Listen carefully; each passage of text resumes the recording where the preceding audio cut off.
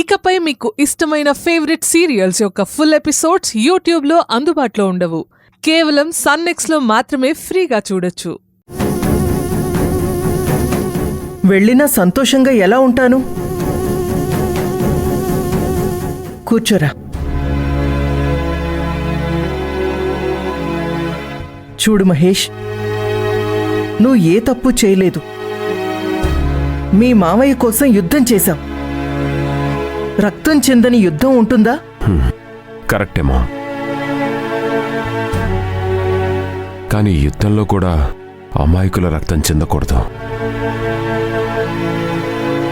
నేను చేసిన పని అదే. మామయ్య పగ కోసం నేను జగన్ని చంపితే బాధపడేవాణ్ణి కాదు, కానీ స్రవంతి తనకి తాను చనిపోయేలా చేశాను. అదే నన్ను ఎక్కువ బాధ పెడుతుంది.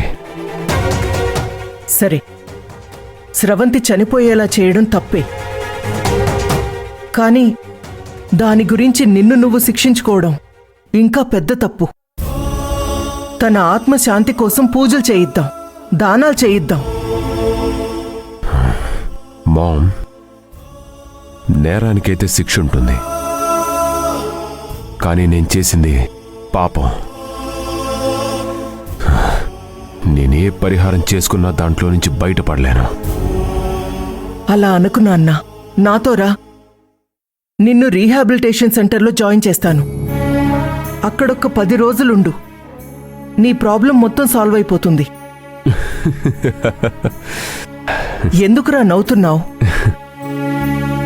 తల్లిగా కొడుకు బావుండాలి అని కోరుకోవడం తప్పా? లేదు మా, నేను నీ కన్న ప్రేమను అనుమానించట్లేదు.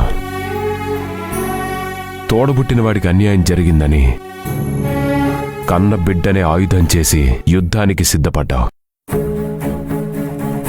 తోడబుట్టిన వాడి మీద అంత ప్రేమ చూపించావు, కన్న కొడుకుని వదిలేస్తావని నేనెలా అనుకుంటాను?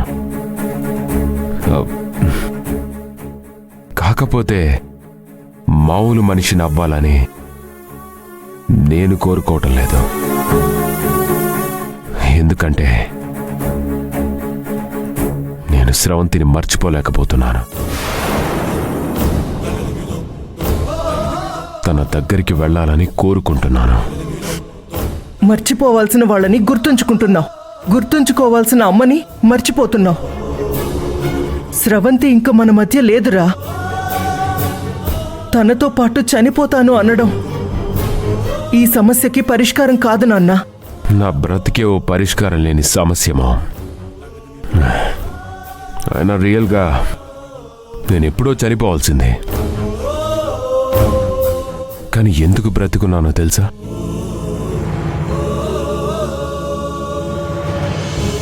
స్రవంతిని తనకి తానే కాల్చుకొని చనిపోయేంత టార్చర్ పెట్టాను. ఆ బాధ నేను కూడా భరించాలి కదా. అందుకే ఇంకా బ్రతికున్నాను. మనిషికి అంతరాత్మ కంటే పెద్ద శిక్ష ఎవ్వరూ వేయలేరు. నా అంతరాత్మ నన్ను ప్రతి క్షణం శిక్షిస్తుంది. నేను ఆ శిక్ష అనుభవించాలని డిసైడ్ అయిపోయాను. అది పూర్తయ్యాక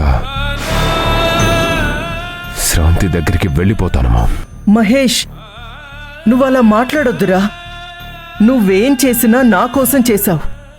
శిక్ష పడితే నాకు పడాలి, నీ కాదు నాన్నా. లేదు మా, జంతువుకి మనిషికి తేడా విచక్షణ. ఏది మంచో ఏది చెడో తెలుసుకునే జ్ఞానాన్ని దేవుడు మనకిచ్చాడు. నువ్వు చెప్పినా నేను ఆలోచించాల్సింది. స్రవంతి లాంటి అమాయకురాల్ని టార్చర్ చేయకుండా ఉండాల్సిందే. ఇప్పుడు ఏమనుకున్నా స్రవంతి తిరిగి రాదుమా. నేనే తన దగ్గరికి వెళ్ళి మన్నించమని అడగాలి. మహేష్,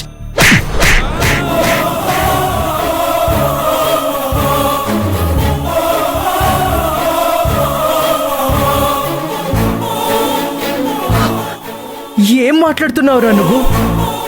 అస్తమానం చచ్చిపోతాను చచ్చిపోతాను అంటావేంటి? నువ్వు చచ్చిపోతే నేను మాత్రం బతుకుంటానా? పద, నిన్ను రీహాబిలిటేషన్ సెంటర్లో జాయిన్ చేస్తాను. నా మహేష్లా తిరిగిరా. నీకోసం కాదురా, నా కోసం చేరు. లేదు మా, స్రవంతి ఒక మాట చెప్పింది. వస్తువు పగిలితే శబ్దం వస్తుంది గాని మనసు విరిగితే నిశ్శబ్దం మిగులుతుంది అని. తన మనసు విరిగిన శబ్దం నాకు వినపడలేదు. నా మనసు విరిగిన శబ్దం నీకు వినపడటం లేదు.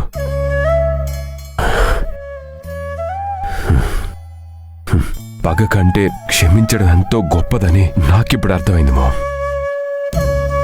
లైఫ్లో ఎప్పుడు పరిగెట్టడమే కాదు, ఒక్కోసారి ఆగి గతంలో మనం చేసిన పనుల్ని ఎగ్జామిన్ చేసుకోవాలి. అవి బెస్ట్ అయితే మనల్ని మనమే అప్రిషియేట్ చేసుకోవాలి.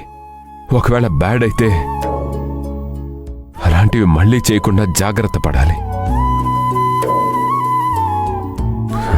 అదిగో సరిగ్గా నేను కూడా అక్కడే మిస్ అయ్యానా? నైనటాలో నేను పెట్టే టార్చర్ అమ్మాయి భరిస్తున్నప్పుడైనా ఒక్కసారి ఆలోచించుకోవాల్సింది. ఒక్కసారి ఆగి నేను చేసిన పని కరెక్టో కాదో ఎగ్జామిన్ చేసుకోవాల్సింది. మహేష్, వద్దు మా, ఇంకేమీ చెప్పకో.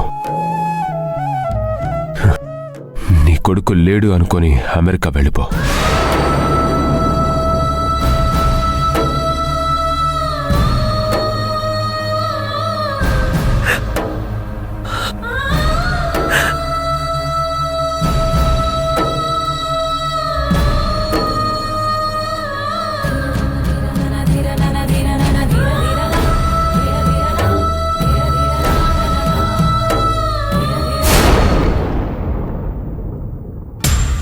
సార్, నా విషయం ఏం చేశారు?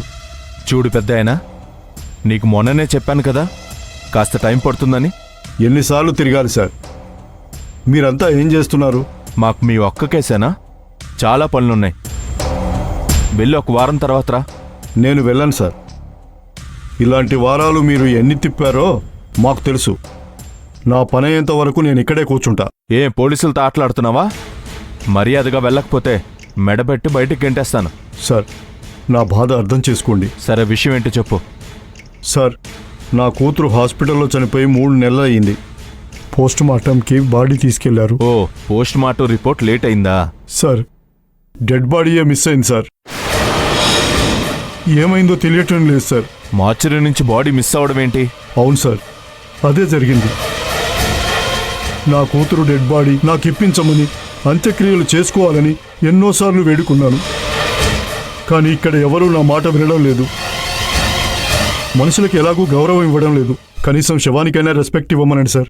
సారీ అండి, ఎలక్షన్స్ కౌంటింగ్ డ్యూటీ వల్ల అందరూ కాస్త బిజీగా ఉన్నారు, అంతే. అంత్యక్రియలు జరపకపోతే మా అమ్మాయి ఆత్మ శాంతించదు సార్.